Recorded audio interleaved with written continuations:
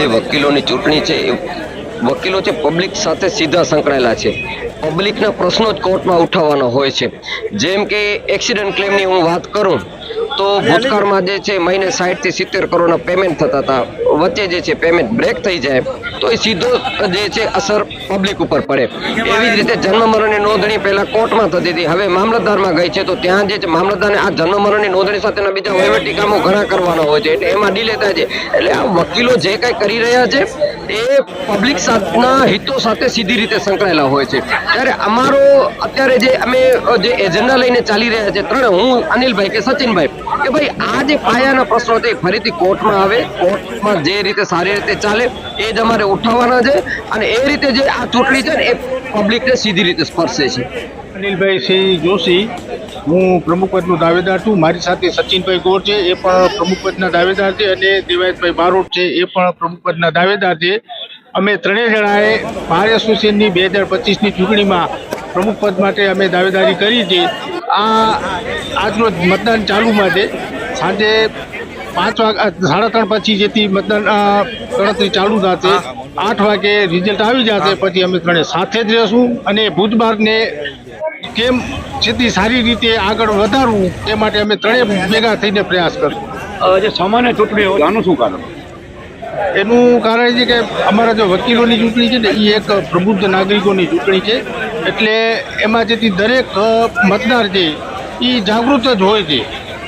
ફક્ત અને ફક્ત એમને જેને મતકૂટી સુધી લઈ જવાની હોય છે.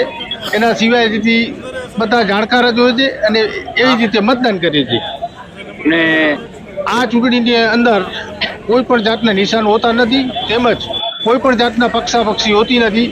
દર વખતે જે કોઈ ઈચ્છુક ઉમેદવાર હોય એ આગળ આવે છે અને એમની પેનલ બનાવે છે અને સારી સારી વ્યક્તિઓને સાથે લઈ અને પેનલ બનાવી અને ઇલેક્શન લડે છે. વકીલે ભારતની આઝાદીના સમયથી જોવા જઈએ તો વકીલોનો એમાં બહુ જ મહત્વનો ફાળો છે. બંધારણની રચના હોય કે લોકસભા વિધાનસભાની રચનાઓ હોય એમાં વકીલો હંમેશા અગ્રેસર રહ્યા છે અને વકીલો સમાજને દોરે છે. ત્યારે વકીલોને જે ચૂંટણી છે એમાં કોઈ પક્ષાપક્ષી કે કોઈ હોતું નથી અને બધા સાથે રહી અને ભૂતકાળમાં પણ સાથે કામ કર્યું છે અને ભવિષ્યમાં પણ બધા સાથે રહી ચૂંટણી પૂરી થયા પછી બધા સાથે રહી અને સાથે કામ કરશે એવી અમારી બધાની ઈચ્છાઓ હોય છે.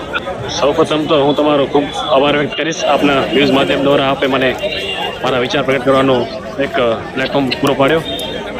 HS આહિરભાઈ, જો આમાં આપણો જે પ્રશ્ન છે કે ભાઈ ન્યાય ખૂબ મોડું મળી રહ્યો છે, તો આપણા જે કાયદાઓ છે એ અંગ્રેજોના જમાનાના કાયદાઓ હતા. તેનામાં સુધારાઓ કરવા માટે બંધારણમાં ફેરફારો થયા છે અને અત્યારે કાયદો બદલાવવામાં આવ્યો છે. IPC CRPમાં BNS કરીને એક્ટ આવ્યો છે ને સરકાર એના ઉપર પૂરજોશથી જેને કહીએ કે એક કમિટી બનાવીને કામગીરી કરી રહી છે. અને અત્યારે હાઈકોર્ટ અને સુપ્રીમ કોર્ટ કે નીચેની કોર્ટો જો તો એની અંદર પણ ટાર્ગેટેડ કેસ કરીને જે 5 વર્ષથી ઉપરના કેસો છે એનો ઝડપી નિકાલ કરવામાં આવી રહ્યો છે. એટલે કાયદાની પ્રક્રિયા ખૂબ સારી અને સરળ બની રહે પબ્લિક માટે, એના માટે પણ સરકાર અને ન્યાયતંત્ર પણ ખૂબ કટિબદ્ધ છે.